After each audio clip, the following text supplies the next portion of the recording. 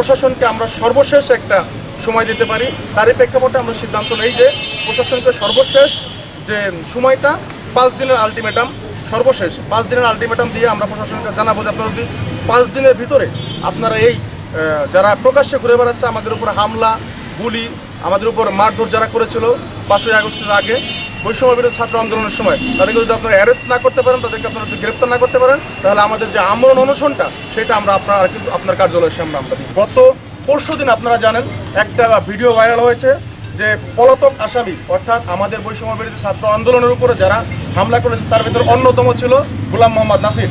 সে গত পরশুদিন একটা অনুষ্ঠানে যেখানে সড়ক শ্রমিক পরিবহন ফেডারেশন আয়োজিত কেন্দ্রীয় কমিটির বর্ধিত সভায় এবং সেখানে উপস্থিত ছিলেন পরিবহন শ্রমিক ফেডারেশনের সভায় প্রধান অতিথি ছিলেন জাতীয়তাবাদী শ্রমিক দলের সমন্বয়ক ও বিএনপির চেয়ারপারসন বেগম খালেদা জিয়ার বিশেষ সহকারী শামসুর রহমান শিমুল বিশ্বাস। আমরা এই কারণে তার সঙ্গে ব্যবহার করেছি যে যারা আমাদের উপর হামলা করলেন, যারা অপরের উপর অত্যাচার করলেন, তারা এইভাবে প্রকাশ্যে এসে মিডিয়ার সামনে কথা বলছে, জনমানুষের সামনে কথা বলছে, সব কিছু তাদের ঠিকই চলছে, তাহলে প্রশাসনের দুর্বলতা কোথায় বা যারা গোয়েন্দা সংস্থা রয়েছে তাদের দুর্বলতা কোথায় যে তারা কেনই বা তাদেরকে অ্যারেস্ট করতে পারছে না? তারা তো প্রকাশ্যই ঘুরে বেড়াচ্ছে, তাহলে তারা কেন পারছে না? এই জন্য আমরা একজনের ছবিটা ব্যবহার করেছি। শ্রমিক নেতা হিসেবে সবচাইতে বড় কথা শ্রমিক নেতা হোক, কিন্তু তার চাইতে বড় যে কথা যে জুলাই আন্দোলনের সময় সে আমাদের উপরে আক্রমণ করেছে, গুলি করেছে প্রকাশ্যে।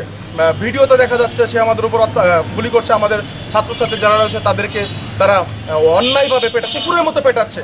সেক্ষেত্রে সে যত বড়ই নেতা হোক, যত বড়ই শ্রমিক নেতা হোক, তার ঊর্ধ্বে একটা কথা থাকে, সে হচ্ছে গিয়ে সবচাইতে বড় তার একটা পরিচয়, সে হচ্ছে গিয়ে একজন আসামি। এবং আসামি নয়, বৈষম্য বিরোধী ছাত্র আন্দোলন মামলা নম্বরে 15 নম্বর 10/10/2024 সালে যে বাদী মুজাহিদুল ইসলাম হয় তার এজাহারভুক্ত আসামি। সে এজাহারভুক্ত আসামি হওয়া সত্ত্বেও সে যত বড় শ্রমিক নেতা হোক, সে তো প্রকাশ্যে এইভাবে ঘুরে বেড়াতে পারে না, প্রকাশ্যে এইভাবে বক্তব্য দিতে পারেন না। এখন পর্যন্ত আমাদের একটা দাবি রয়েছে, তামজিদুল রশিদ চৌধুরী রিয়ানকে দেখা গিয়েছে ফরিদপুরে, আমাদের ছাত্র জনতার অনেকের দাবি। তারপরে ছোট ছোট যারা রয়েছে, যারা বিশেষ করে যারা নেতৃত্ব দিয়েছে, নেতৃত্বের পিছনে যারা কাজ করেছে, আমাদের উপর হায়ানের মতো ঝাঁপিয়ে পড়েছে, তারা এখন অনেকেই শহর দিয়ে দাপিয়ে বেড়াচ্ছে, শহর দিয়ে ঘুরে বেড়াচ্ছে। ছাত্রলীগের, যুবলীগের অনেকেই রয়েছে, এমনকি তারা শহরে গ্রামীণ করছে। এই জন্য আর আপনারা দেখতে পাচ্ছেন যে বিভিন্ন সময় বিভিন্ন দেওয়ালে বিভিন্ন শেখ হাসিনা ফিরবে, ভয়ঙ্কর রূপে ফিরবে, ছাত্রলীগ ফিরবে, ভয়ঙ্কর রূপে ফিরবে, এইরকম হুমকি স্বরূপ আমাদেরকে বিভিন্ন লেখালেখি চলতেছে আর কি। এইগুলো আমরা মনে করছি ছাত্রলীগ, যুবলীগ, যারা আওয়ামী লীগের দোষর রয়েছে, ওই সময় যারা আমাদের অন্যায়ভাবে আমাদের উপর লাঠিপেটা করেছিল, আমাদের উপর গুলি করেছিল, তাদাই করতে। এরা যদি প্রকাশ্যে শহরে না থাকতো তাহলে তো এইগুলো কেউ লেখা থাকতো না। আমরা প্রশাসনের কাছে এই জন্যই দাবি জানাচ্ছি যে যারা যারা ঘুরে বেড়াচ্ছে, এখনো যারা লেখা লিখছে, এখনো যারা এদিক সেদিক দিয়ে কাজকর্ম করে বেড়াচ্ছে, তাদেরকে আপনারা কেন গ্রেফতার করছেন না? আপনাদের দুর্বলতা কোথায়? আপনাদের আমরা 5 দিনের সময় দেবো, 5 দিনের আলটিমেটাম দেবো। আপনারা যদি 5 দিনের ভিতরে আমাদের দৃশ্যমান কোনো গ্রেফতার না দেখাতে পারেন, তাহলে আমরা অবশ্যই আপনার অফিসের সামনে, আমরা বৈষম্য বিরোধী ছাত্র আন্দোলনে যারা রয়েছে সবাই আমরা আপনার অফিসে আমরণ অনশনে বলছি।